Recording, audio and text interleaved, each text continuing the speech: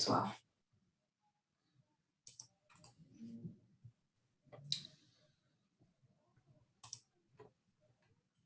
Hi everyone, welcome back. I'm now here with International Master Brandon Clarke for part 2 of the ECF Academy, June 2021. So say hi in the chat, please, and we'll get started in a couple of minutes when more people join.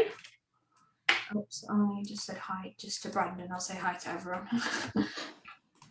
Okay, so we're going to be going through the June material on Kasparov. We've just been hearing from Nigel Short, who played against Garry Kasparov in a World Championship match. And now we're going to go through the content of the material that we'll be covering in June. So how did you find the material? Tell us in the chat. Was it hard, easy, interesting, boring? Let us know. What did you enjoy the material, Brandon? Yeah, I enjoy all the material. Yeah, I read that one in about 10 minutes. So it's pretty good. Yeah, oh, that's great. Yeah, I think well, Kasparov is a very, very inspiring chess player, and he's always been my idol. Really? Over Fischer? Well, I was on TV with Kasparov when I was 7, so I was like, and he was the world champion at the time. So it was pretty exciting for me. But yeah, Fischer's pretty cool as well. Although we went a bit crazy, didn't we? Great. Okay, so people have come back. So should we get started then, Brandon? Are you happy with that? Yep, let's do that. Okay, so we'll give you an hour on the Kasparov material, and you can let us know any questions you've got. I'll be managing the chat and the questions. Perfect. Okay. All right, so over to me, and I can't share my screen. Oh yeah, we're not giving you the privilege of doing that. I don't have the power yet. Oh, panelist. Right, try now. There you go. So you'll be pleased to know that I have my own custom background on Lichess now too. That is very cool. It is pretty cool. I also changed pieces. I got chess.com's pieces on here too. I hated the Lichess board design. Yeah, that's really cool. You have to teach me how to do that. It looks better. Yeah. Okay, so hopefully, you can only see the board and the side bit. So all the answers are hidden. Turn this one off. But to be honest, I could just make it even smaller, can't I? Just do it like this. Yeah. Okay, focus on the board. All right. That way I can put the chat on the side here, so I can see anything you guys are saying. So we'll start off with some easy puzzles. Just to get you guys warmed up, and as we go along, we'll get into some more difficult positions. But Kasparov was very well known for his aggressive style of play, and he kind of modeled himself off the old masters like Alekhine, Mikhail Tal, who also had very aggressive styles of play. So he's arguably the greatest chess player to ever live. Some people regard Fischer as being one of the best, but I think for Fischer, he was probably the most talented because he was able to win the World Championship pretty much by himself. But the problem with Fischer is he didn't really do it for very long and kept going in and out of chess, whereas Kasparov for many years held top spot. He was mentally stronger, wasn't he, Kasparov? Yeah, exactly. But Fischer, when things didn't go his way, he kind of went a bit off the rails, unfortunately. Okay, so here Kasparov was playing game 1976, a long time ago. He has the white pieces, and you can see that white is ready for the attack, right? All our pieces are pretty well placed, and black is still lagging behind. Knight on edge of the board is not very good. Knight on c8 is also not great, and rook on h8 as well. So black is given a few moves. I say white just deals with the threat and just moves the knight away. Then black is given a bit of time to consolidate, and therefore white loses that initiative. So it's very important when you're in a situation like this, you've got to look for forcing moves. Yeah, so you look at your checks, captures, and threats. If you do that, then you should be able to find the right solution. Okay, so I'll give you a timer. How long do you think? 2 minutes, 3 minutes? I think 2 minutes is all right because I have seen these before. So if they've gone through the content, should be all right. And this one's not super hard. Perfect. All right, I'll make this a bit bigger so you can see the timer on this side, actually. Oh, yeah. So do that. Put us over here. Brandon only used to give you 1 minute, so he's being very generous these days. Very, very generous. So white to play and win. See if anyone can solve it.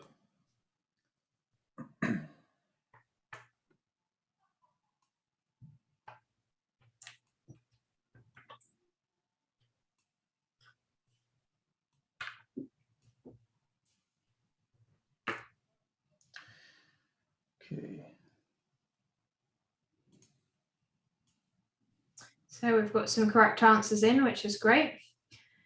From the start at the top.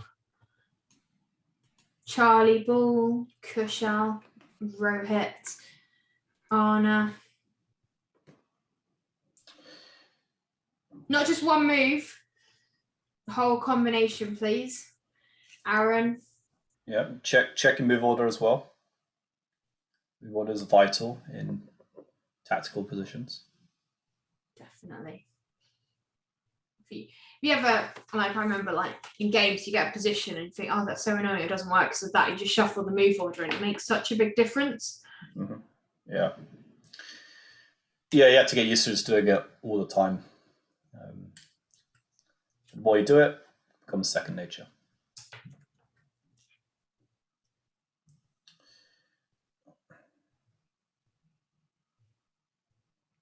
So basically everyone wants to go for the same two moves.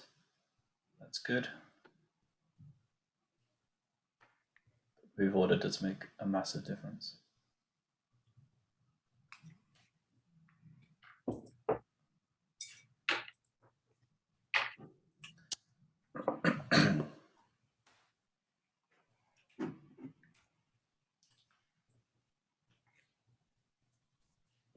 What's your secret drink there, Brandon? It's not a Nakamura Red Bull, is it? It's my Pepsi. Oh, Pepsi. Okay. Oh, yeah. It's the good stuff. Okay, so time's run out, so let's have a look at the correct solution here. So the way I would look at this position is always from most forcing to least forcing, just to kind of structure your thinking. So we're going to start off with a check, and after we analyze a check, then we'll move on to captures and then threats. Okay. So most of you found this idea to go queen a3 check. That's the most dangerous check in the position. You can check that like knight h7, whoops, can't draw my arrows, and knight e7 aren't very good. So you can eliminate those options. So queen a3 is the only decent check available. And you have to be able to see here that the knight will block, right? The queen can't block because the knight is made. So after queen a3 check, knight's going to go to e7. And some of you are suggesting some crazy ideas like queen takes e7 check, which would be great if the queen was forced to take. However, the king can just take, right? If the king takes, now white's just losing. So after queen a3 check, knight e7, white doesn't have a good follow-up from what I can see, and therefore you're losing your initiative. So therefore you've got to change that move order and go for the captures first. So this time we're going to look at rook takes c8, forcing queen takes c8, then queen a3 check, and now black has no good defense. So the check on a3, right? They'd have to block with the queen, but then of course you can just take the queen, and so white wins. So that was the solution. Takes, and queen a3 check. Okay, so good job if you got that one right. On to the next one. This is Kasparov against Shirov, two very aggressive players. So it should be fairly interesting. Okay. So Kasparov is playing white. First thing you should always do in the position is just evaluate, right? Try to work out what's happening. So I would look at this and see that we have an extra rook for a bishop, so up an exchange. But we count the pawns, we can see that black has 2 extra pawns. So therefore black has 5 points here for a rook.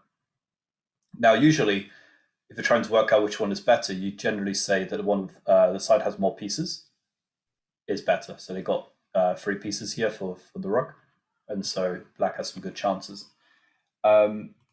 Usually in these sorts of positions, white would want to give up his exchange the rooks. They can do that. If the bishop is without a rook, it can be quite dangerous. But in this scenario, it's not going to work because white has no pawns. If you're going to dominate this guy, you need a passed pawn, basically. So you had a passed h pawn, that'd be good. Then you'd swap the rooks off. But in this case, we're going to play for something more immediate. So it should be fairly easy, I hope. White to play and win. I think this one's a little bit harder in the sense that it's not a check the first move, but as Brandon said, if you've done your work, you should be able to get it right. Yeah, we can also work backwards, right? You look at the most forcing moves first, realize what's wrong with it, and once you know what's wrong with it, then you should be able to find the correct solution. Yep, so looks like everyone's got it. Edward, Matthew, Kushal, Gonzalo. Yep.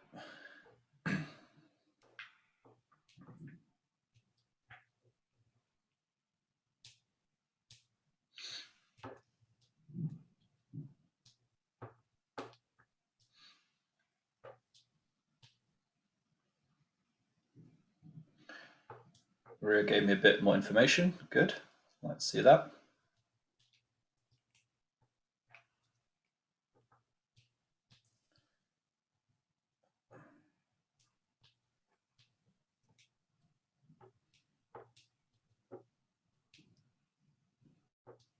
Yeah, so most of you have got it. For those that are still struggling, think about mating nets. How can you trap this king to set up a mating net on the next move?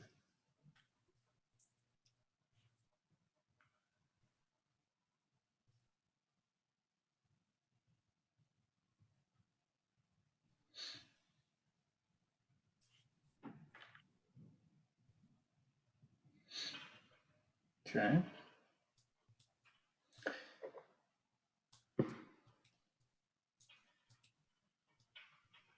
Yeah, so it's like 90% of you have got the right answer. Good to see.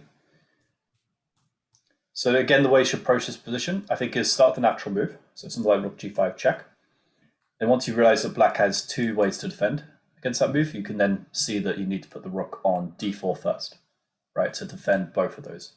Somebody suggested rook to e1 with the idea to go rook g5 next, but it's not a checkmate, right? The king can just take f4.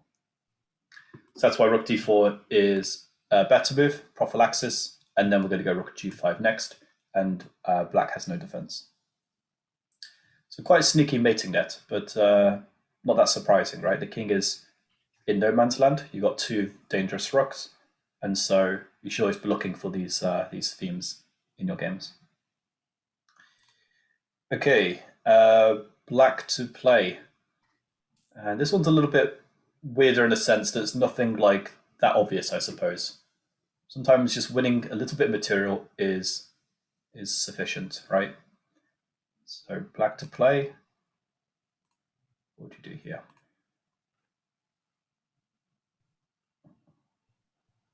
Checks, captures, threats. Well done, Dylan. Well done, Ed. Well done, Gonzalo. Aaron, Shivam, Rahul.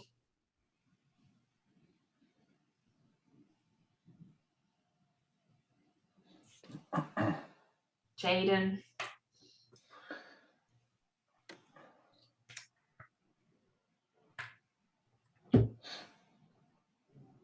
Move order matters, Anna.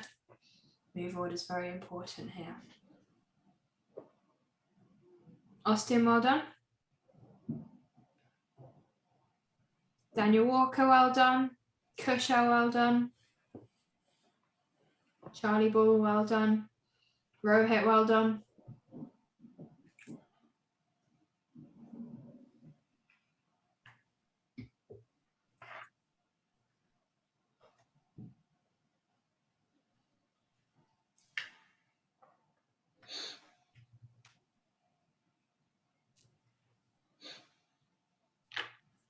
They're too fast.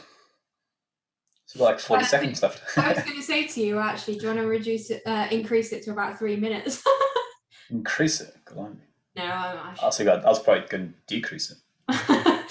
Yeah, you'll be doing. It's like for the easy puzzles, they should have like 1 minute, and then for the medium ones, they can have 2. So let's have 2 minutes for the easier ones, and then move up to 4 or 5 minutes for the harder ones.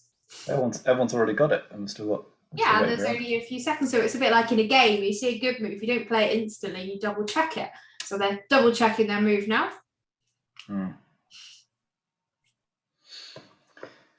Okay, so it looks like everyone got bishop takes f2. Perfect. So again, you can use the same process: checks, captures, and threats. Unfortunately, the only check here is not a good one. So then you move on to captures. This is the only capture. Well, I guess you could say this one is a capture as well, but okay, white will take. So for those of you that didn't see this move, that's why we do this process. Because if you're a strong tactician, you'll see this idea quite quickly. King takes, rook h2, and there's a skewer, right? Now, the thing is, if I tell you it's black to play and win, it makes it a little bit easier, right? Your brain straight away goes into tactic mode, where it starts thinking, where's the sacrifices? Where's something that's going to win the game?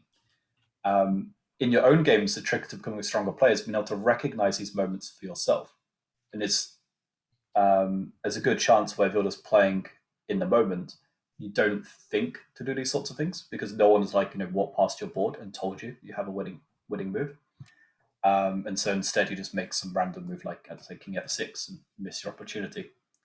So that's why you've always got to be alert and paying attention to your checks, captures, and threats, so you can force your mind to consider such a move. So bishop takes f2, and the point is the king can't take because of the skewer. Right, loose pieces drop off. Okay, so should we continue with the easier puzzles, or should we jump ahead? What do you think? Ooh, maybe we should jump to the harder ones now because they've had their warm up. Hopefully they're warmed up. As long as you give them lots of time for these, they should be able to. Yeah, I'll give you 3 minutes. Want it to be a little bit more of a challenge, I think, because most of you are getting these easier ones pretty quickly. Excellent. So they're all warmed up now. Yeah. So now what we're looking for is accurate calculation. Like some of these puzzles aren't just one movers anymore. You've got to be calculated maybe 2-3 moves ahead. And so it'd be good if you can give the details in the chat as well. So this one is actually white to move because it's Kasparov lost this game. Kasparov's playing black. He lost a pretty nice tactic here. So it's that's going to work out how to change this. Don't just give us one move. Give us the full variation, please. Yeah.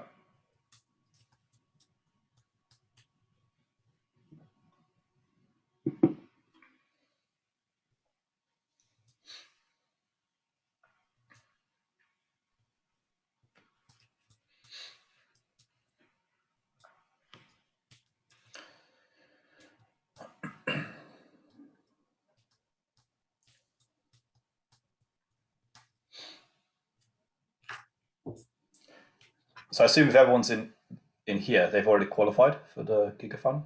Well, we've currently got the under 10s going on. Okay. So tomorrow's the older children.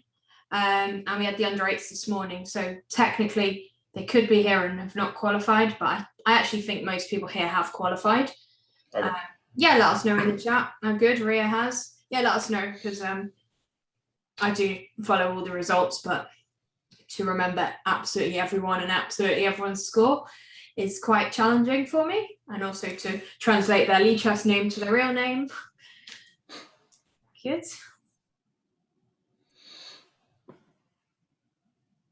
Yeah, Alex is just commentating on the under 10s that's going on at the moment. Did you ever fail to qualify, like from the Megathon? No, I won it every year. The girls. I need to make a really quick call actually in relation to the okay. competition because that's just something going on. So I'll just be a second. So excuse Sure. me for a moment. All right, looks like you're stuck with me. So say everyone's qualified. Good to hear. So next stage is the Giga Final. Got to. I think you get 2 tries at it though this year. Pretty convenient. And then you can qualify for the Terra Final. That'd be pretty cool. I'm back, sorry. Brandon won the full UK Chess Challenge, and then he went on to bigger, better things and became an international master. Yeah.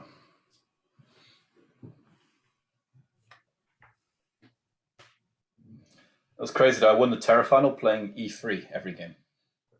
Wow, that sounds to me like a beginner move where, you know, when beginners don't know how to defend scoreless checkmate, they play e3 so it doesn't happen.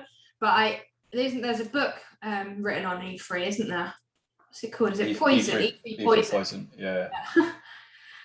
But I think that's not, is that e3 or is that just like d4 with e3, I think? Oh, okay. Yeah, I haven't read the book actually, I've just seen it out there. So I can't imagine who'd recommend e3 on the first one. Yeah, well done. Anna, Marcos, Dylan. It's just they're talking about their qualification. Charlie, Rohit, well done. Everyone, yeah. I expect everyone in the academy to qualify, no pressure. It's the final weekend, so anyone that hasn't already qualified is playing this weekend. And it should be easier because everyone that's qualified cannot play again. Right, correct answers here. So we've had some, but we did want more detail, not just the first move. Yeah, I think most people said rook takes d5. I don't think I've got any other answers. Yeah, just rook takes d5 was the main one. So again, we're looking at those checks, captures, and threats. We want to take on d5. We can see that knight can't take because of queen g7 checkmate. And if the queen takes, we have knight to e7 with a fork. So that's pretty much all you need to see, right? Bishop takes c4, you got to be careful, right? Because your knight is actually en prie, so you don't want to lose that one. So that's why rook takes d5 is better. And if they have to play a move like queen to e8, then you just won a very important pawn for nothing. So happy days. Okay, on to the next one then. Kasparov against Ponomaryov, who also was an unofficial world champion, right? He won some break off of the world championship, which was quite funny. Okay, so white to play. See if you can get this one.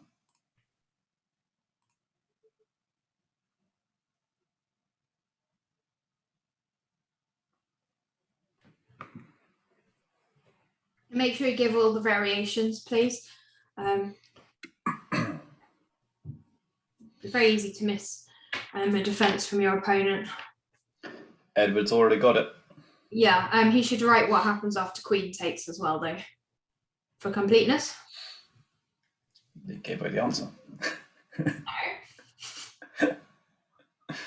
Could be taking anything. We could be talking about queen takes c3. Yeah, sure. Yeah, well done, Ed.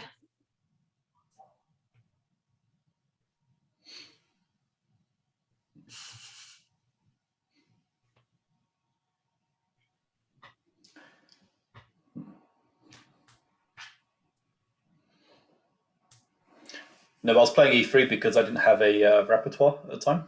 I basically played a classical Dutch with black, and so I thought, why not play it with white as well? So I play e3 first and f4, and that was my repertoire for like the Terra final. To be fair, like obviously your tactics and endgames are really, really strong, and openings can be a problem. So most people probably wouldn't know what to do against e3, and you just get a playable position and be able to outplay them. So it actually makes a lot of sense. Yeah, exactly. Talking about that, he used to play like when he was playing Kasparov. He was saying the problem was he was so unprepared in terms of openings compared to Kasparov. But I know, like when I play with him in the Olympiad team, he doesn't go for highly theoretical lines. He just goes to a position where he can get a game, and then he knows he can outplay them. I think it's really good to play like that. But I know you're not like that now. You got a lot of theory under your belt. Yeah, I think you have to. Yeah, to be honest, I think from my experience, it was better to, if I could do it all again, I would just pick 2 good openings from the get-go and then just learn them and just play them my whole life, because then you get all those games under your belt and you just become very dangerous. Yeah, a bit like Mark Hebden does at England Grandmaster. It's like he doesn't change his repertoire, but every time he loses a game, he just looks in at more detail, and he knows them so well that, yeah, you can prepare against him, but that doesn't matter to him. And it's much better than just flicking around different openings all the time, in my opinion. And I think lots of people follow that school of thought. Well, the irony with Mark is that even though you know what to expect, you don't necessarily want to go into it because you just assume that he knows it so well, and so it's a bit intimidating, I guess. I did that, and then I didn't do any preparation against him, and then I beat him. Really? Oh, nice. That was a bit. Well, no, I got a good position actually out of the opening. That was nice, but no, yeah, Mark is his openings always the same, but he knows them so well and understands all the positions. So I think sometimes you can do too much opening work that it's a waste, because then you forget it all and it's kind of a waste of all that work. Whereas if you dedicate all those hours into learning the end game or learning the middle game, that's stuff that's just going to stay in your brain and help you. Anyway, the time has run out, so lots of correct answers in. Yeah, it looks like everyone saw rook takes e6, which is good. It's a check and a capture, so it's like the most forcing of them all. You said to check king takes and queen takes.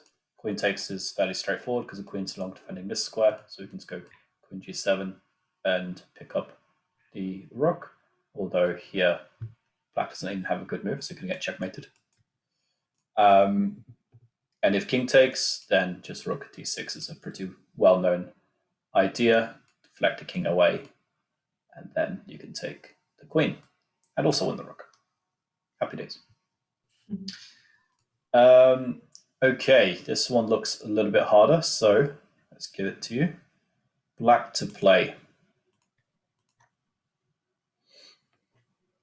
Take your time so you can calculate all the variations. You tell them to take their time, and they've only got 3 minutes on the clock. That's plenty of time. I can play a whole blitz game then.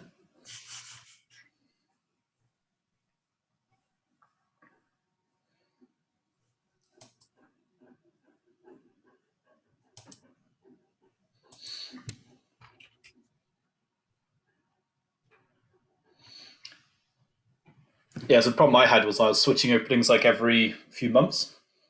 I start off with like playing classically, then I play like Nimzo for a bit, then I played like Benko, Benoni,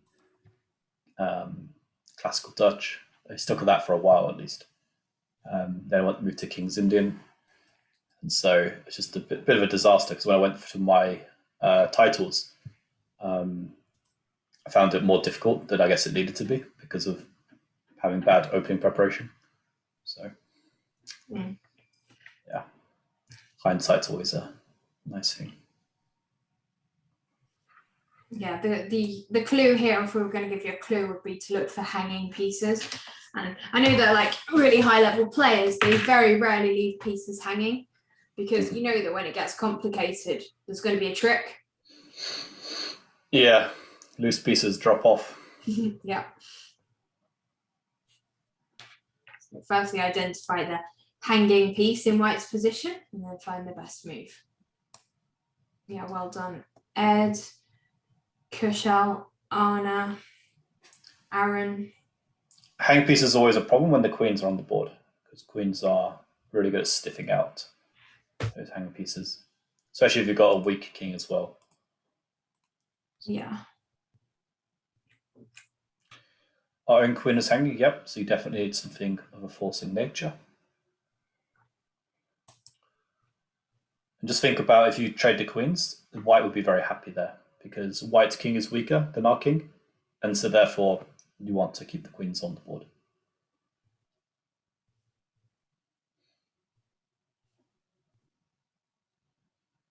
So it looks like most people have got it. Yeah, I think they should be giving the other variation as well for completeness. Oh, it's or I'll be accused of giving it away again. I know. Always consider every defense for your opponent, because it can be very easy to miss defenses. Make sure you've got a win in the bag after an alternative move with white. Yeah, you have to be very thorough. Otherwise, you just could be relying on a bit of luck. I'm not sure anyone else has said the other variation. No. Fully. I think they just when they saw one move and they just kind of gave up there and assumed it was winning. The thing is, we don't know what's in your head and what you've seen. So if you write it to us, at least we can see. Yeah. Okay, so most people got the first move, rook takes e3. It's like fairly straightforward if you're thinking about checks and captures. White has 2 ways to recapture, queen and king.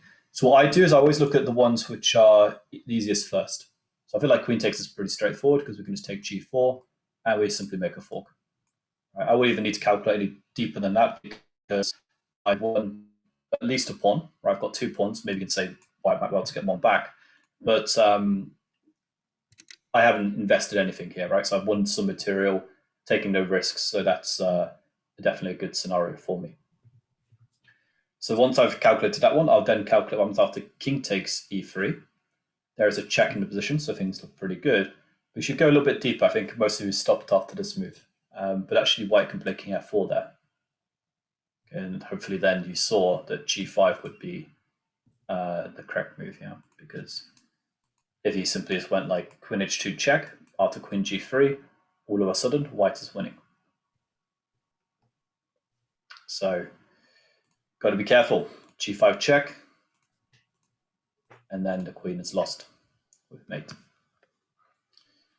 Okay. How brave are they feeling? Should we go into some harder ones? Yeah, let's do some super hard ones now. Because remember, they have seen this material, so there'll be a few people here that have gone through it in a lot of detail. Okay. Hard is good. So for these harder ones, it's not going to be completely obvious. Even if they look obvious, you got to go a little bit deeper, right? So usually when calculating, you should just keep going until you get some sort of clarity, right? There's still more tactics and it's very unclear. Then you need to keep searching. Yes, okay, if you just give us one move, we'll just ignore you. A bit more time, please, Brandon, for this. Maybe 4 minutes. Blimey. So black to play.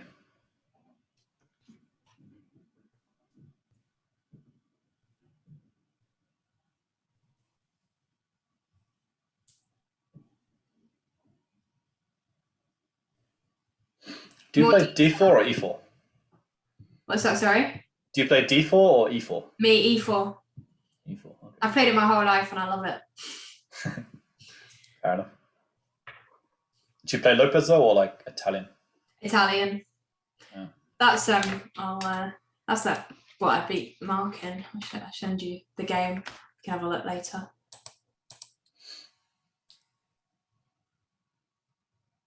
Yeah. Do you play d4 or both? Mainly e4. I played d4 at some point, but no, e4 is traditionally more aggressive, so I thought probably should be doing that. Mm-hmm. Yeah, so this position, don't just tell us, I mean, bishop takes f2 like loads of people have, because you're all good players and you can all see that the rook on a5 is hanging. As Brandon said earlier, you've got to, you've got to look at detail and see what's going on the whole board. Mm-hmm.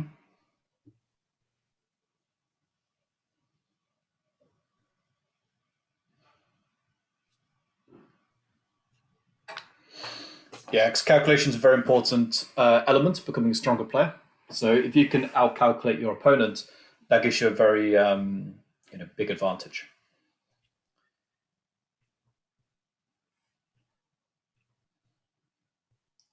And sometimes the way to do that is just to see something that they haven't, right? You go a little bit deeper than what their calculation was.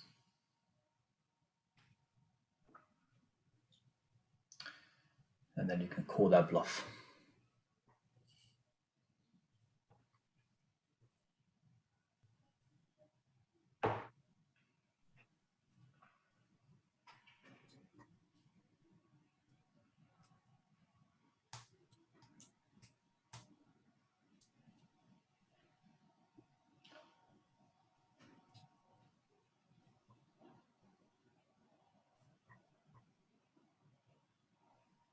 So not just one move, please. Come on, Gonzalo and Dylan. How many times have we told you? Not just one move. I even told you what the one move was. Gonzalo's typing them one at a time. He's leaving us in suspense.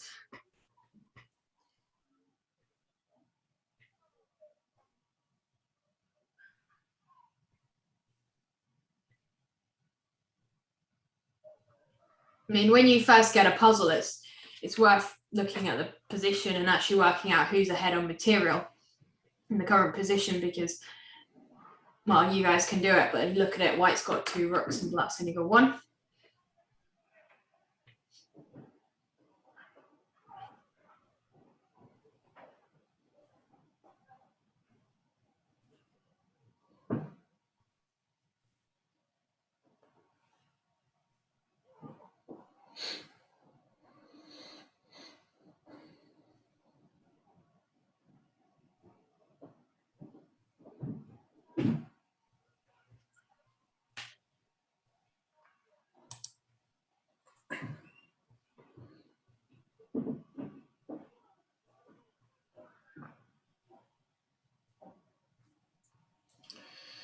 Okay, so time's run out. Let's have a look at some answers.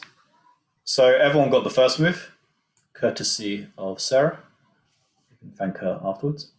She takes f2. Just go attack on the rook. But you should always go a little bit deeper, right? And not just think, okay, bishop takes, queen takes, job done. Because after you take, white can take with the queen. And then after queen takes rook, you've got to be thinking about checks, captures, and threats for your opponent as well. And so in that position, they could play knight takes e6 because f pawn is pinned, right? And pinned pieces make bad defenders.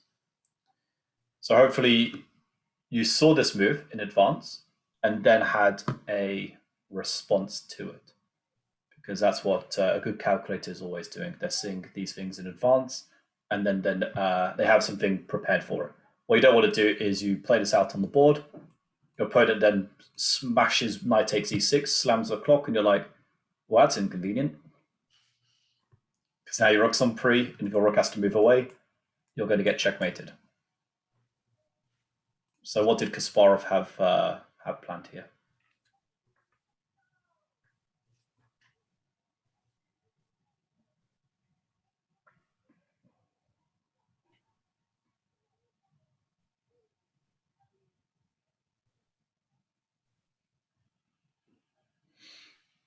No one's found it.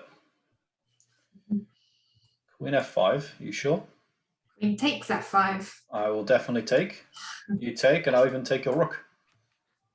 Running out of pieces. The thing is, if you get positions like this and you've missed knight takes e6, you can occasionally get lucky where you go into thought and then actually you realise that there is a good move for black, but you're not going to have that luck consistently. So strong players won't rely on luck; they'll rely on skill and deep calculation, which is what happened here. So what should black play?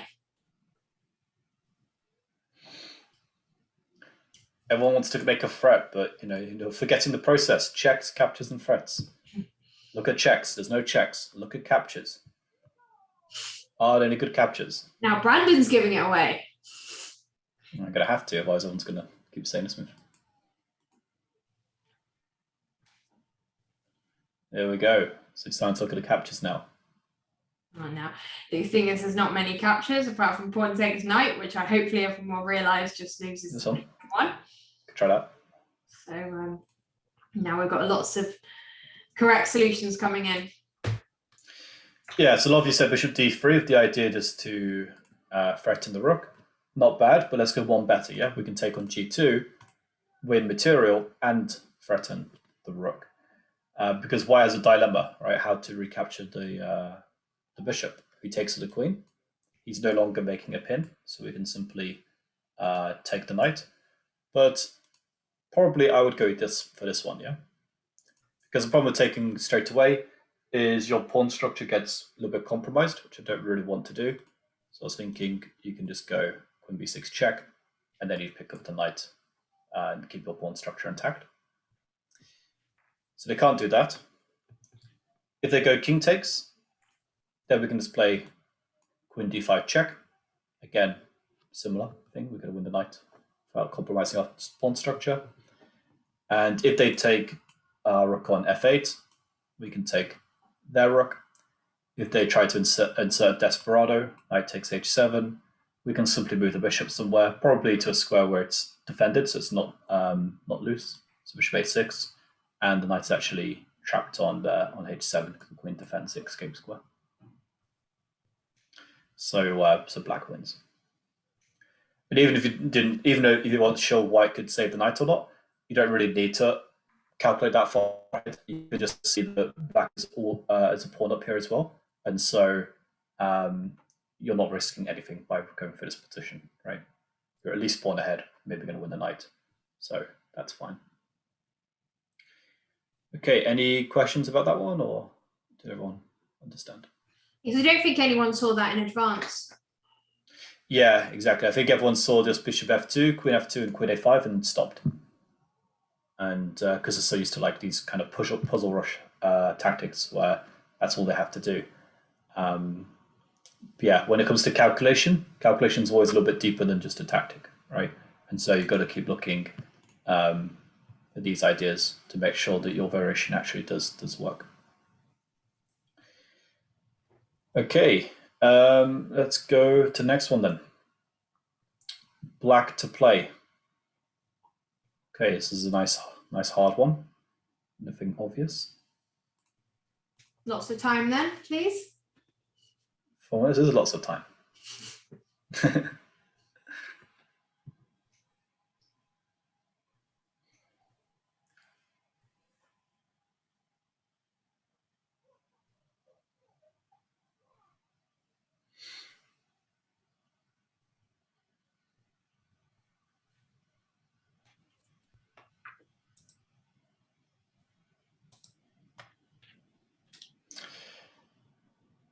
Yeah, Arne raised a good point.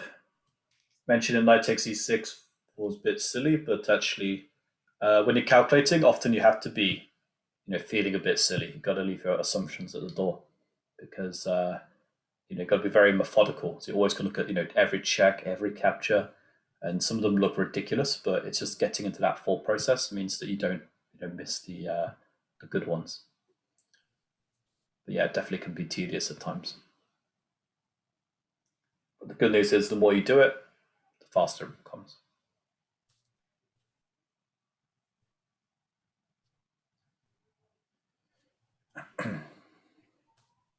So try to evaluate the position first of all, count the pieces. Does our opponent have any threats? Any of our pieces hanging? Look at checks, captures, and threats. See if you can work out what to do.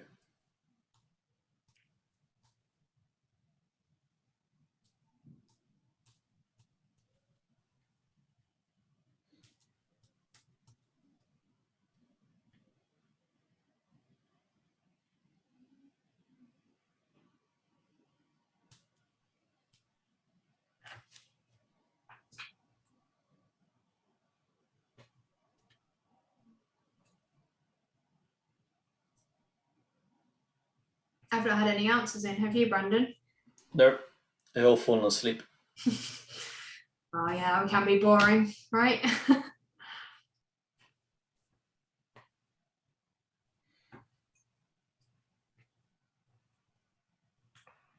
I think we've got them on this one.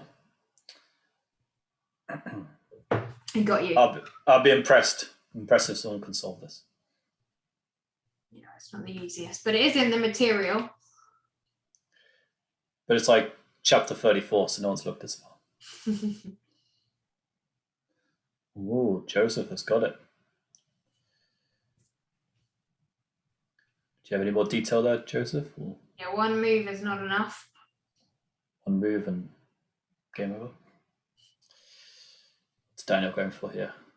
He's trying to sacrifice things. Oh yeah, you always like to sacrifice, don't you, Daniel? So, yeah, that was Daniel. You should try to sacrifice your opponent's pieces rather than Yeah, good advice. I don't know, Shivam, is it? You tell me. Got to calculate. If I go there, they go there, I go there. Yeah, and always try and find the best move for your opponent when you're calculating, because we see a lot of people just giving a rubbish move for their opponent, and that doesn't work. You've got to go for the best move, and then if your opponent plays a rubbish move, then that's brilliant. But you've got to expect them to play the best move. Yeah. Yeah, basically the rule of calculation is if you play a move and your opponent responds with what turns out to be a good move and you didn't see it in advance, then your calculation was rubbish. Right? If they play a rubbish move that you didn't consider, then okay, it's fine.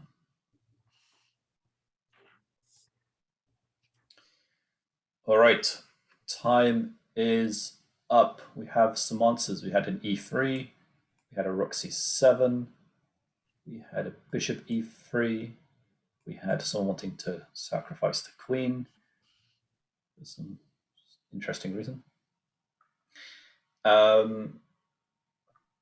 Okay, well, let's have a look at that. So the way I'd approach this position is, again, thinking about what is the material. So 1, 2, 3, 4, 5 pawns against 1, 2, 3, 4. So black is a pawn up, pretty good. But in a position like this, that's not so useful because both kings are very weak. Do we have any good checks in the position? Queen f3 is no good. We can just be captured. Queen d1, also no good. So we can eliminate any check possibilities. What about captures? Taking on g3, no good. Taking on h4, also no good because they can just take. We have no good follow-up there. Someone suggested bishop e3 with the idea to go rook g1, but even that's not a threat at all because they can simply play king h2. And so white would just be winning there. So we have to keep going down the list. Right now we're looking to make threats. And we've got to take into account that our bishop is currently on pre as well. So rook c7 was suggested as a threat, which is interesting, trying to deflect the queen from defending the back rank.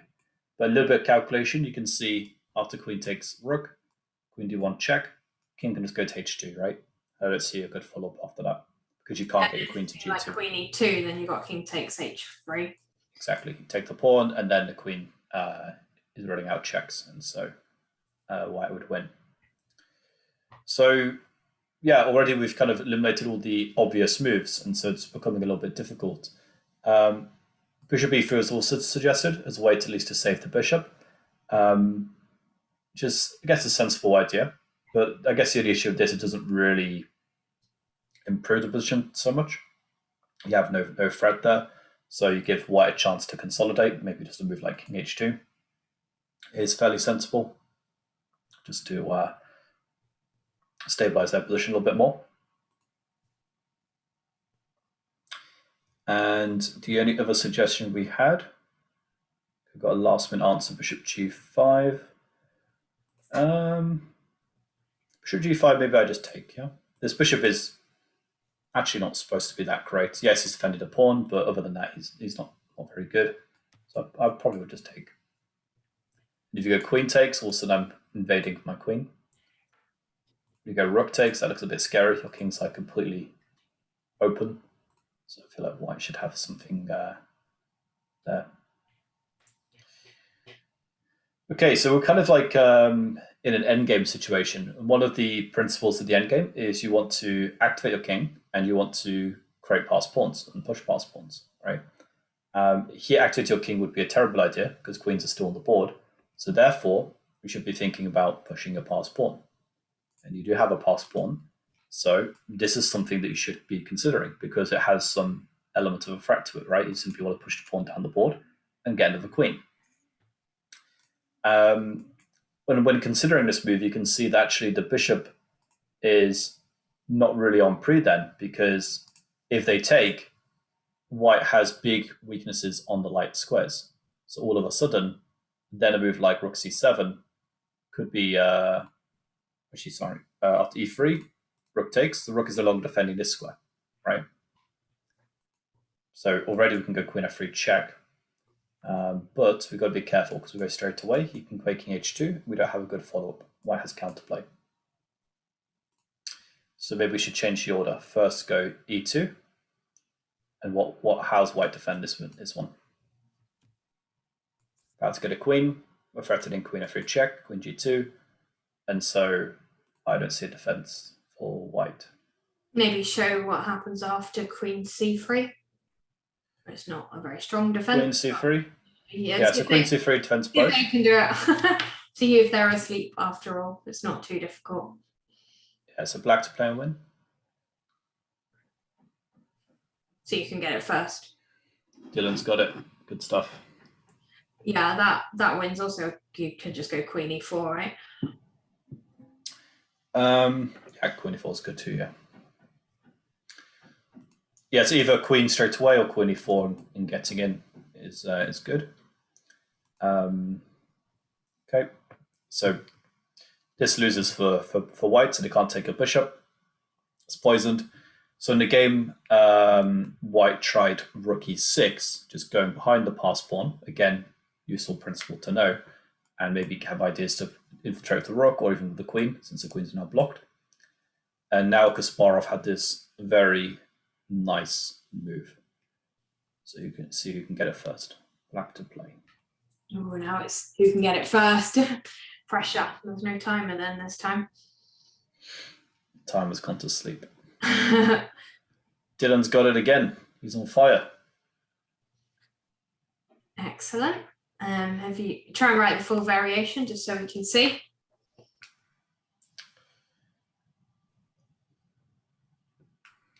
So we had a rook c7, we had an e2, we had a queen f3.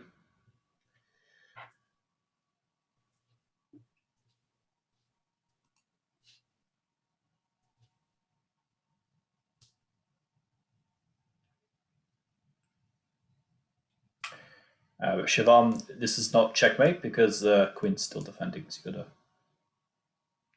be careful there. And the problem with any sort of e2 ideas is you're allowing counterplay, like some sort of check. Or I can just take the pawn if I wanted to as well. That looks fine. Yeah, it's not me. So rook c7, this is Dylan's idea. So let's have a look at this one. Why not? The queen is defending the light squares, and so we want to use Shivam's idea just to bring the queen in. But now we deflect the queen, then we have an easy checkmate, g2. So white can't do that. So white desperately needs counterplay, and so they can try something by rook g6 check, forking the king and the queen. And here we simply just want to go bishop g7, just to give our king a little bit of cover. Don't want our king out to the open because that's going to allow more tactics. And after rook takes g4, rook takes c2, we finally managed to liquidate into an ending where the e-pawn is going to decide. All right, we still have a pawn advantage, so liquidating is in our favor, and we're no longer worried about being checkmated. And bishop f6 is a bit too slow. Yeah, I can still just push. Now to give a check, king f8, rook e7, give a check, and I can just queen. And black should be able to win the same game very easily, right? Just go and mop up all the pawns. Okay, so pretty tricky puzzle to see this e3 idea followed by rook c7, but that's the thing, right? In these more complicated situations, sometimes there's no obvious tactics, and so you've got to go a little bit deeper into the position and try to find some other ideas. All right, should we try one more? Yeah, this will be the final one. So come on, guys, put all your energy into it. Okay. Very nice. It's not okay. We'll do a really hard one then. So this was Kasparov against Kramnik, and the move we're looking for here, Kramnik actually didn't find in the game. So see if you can be. And you do better than a world champion. Yeah, you can do better than him. And Brandon is very generously going to give you 4 minutes. In fact, we've only got 4 minutes left of the session. Yeah, so maybe I should give you 3 so we can go over the answer as well, yeah? Just try to be fast. We will not talk, so you can really focus, try and impress us here. Can you do better than a world champion?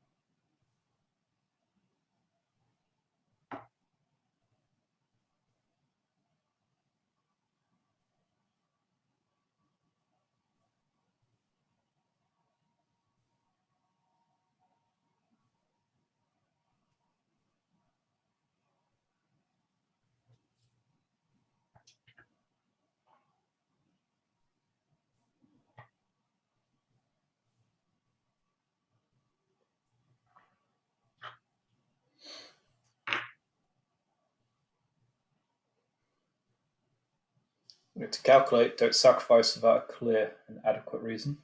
Yeah, only make a move that you'd be confident playing in a game. Like, would you really want to play a move that gave away a piece in a game? You wouldn't do it unless you were certain it worked. So in training, you need to act like it's a real game when you're doing training.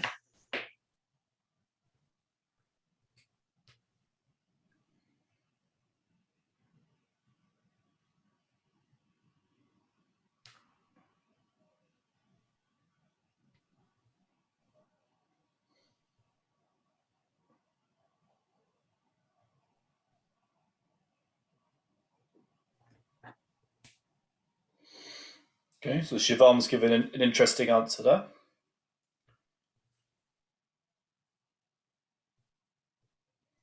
But I think there's something you missed.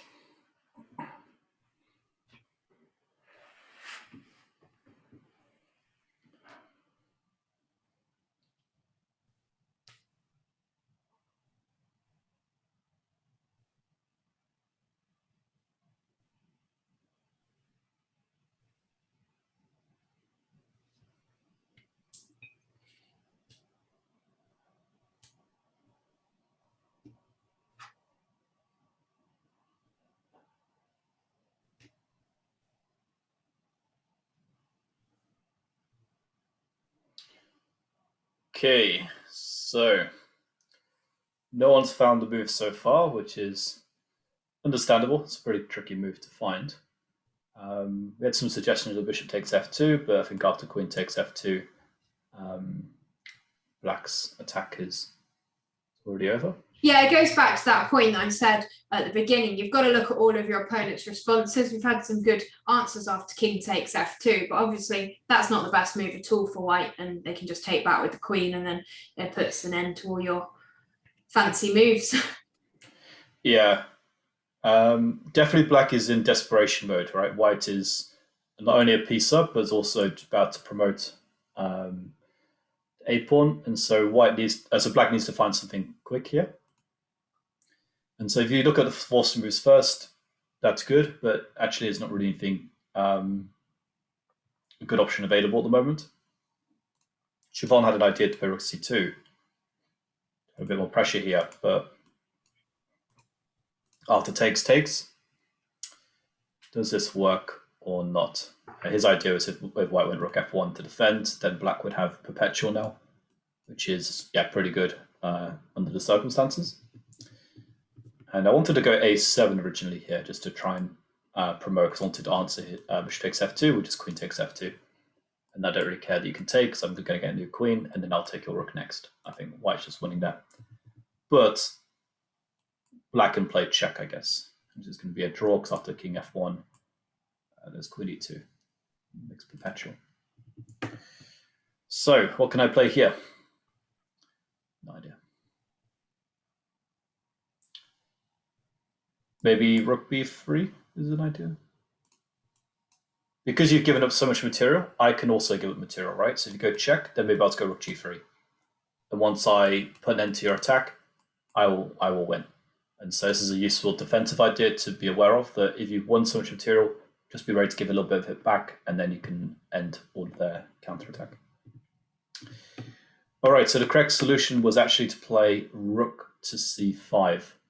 Very hard move, but the idea is to cut the queen from defending f2, and so therefore all these ideas of which takes f2 are now working. So a possible variation could have gone a7, bishop f2, king f2, rook c2, and black is now happy to sacrifice the pieces because the king is so exposed. Everything should come with check to make sure white doesn't get an opportunity to defend, and that ends up leading to a forced mate. So pretty difficult, but sort of thing you should be looking for, because you know that in the starting position is very desperate, and so you need to be looking for something, some counterplay very quickly. Otherwise, the game is going to be over. Yeah, and I think if you saw that after bishop takes f2, the only annoying move is queen takes f2, then you think, how can you block that queen out? And then you can come out of rook c5. So it's all in your thought process, really. Just to answer Shivan's thing, rook c1 there. Great. Well, thank you everyone for joining, and thank you very much, Brandon, for taking us through those questions. No worries. Hugely helpful. And yeah, we'll see you guys soon. We're looking at pawn endgames this month. In July. So the material will go out next week, and we'll also give you the test from the June material. Have a lovely rest of weekend, everyone, and we'll see you soon.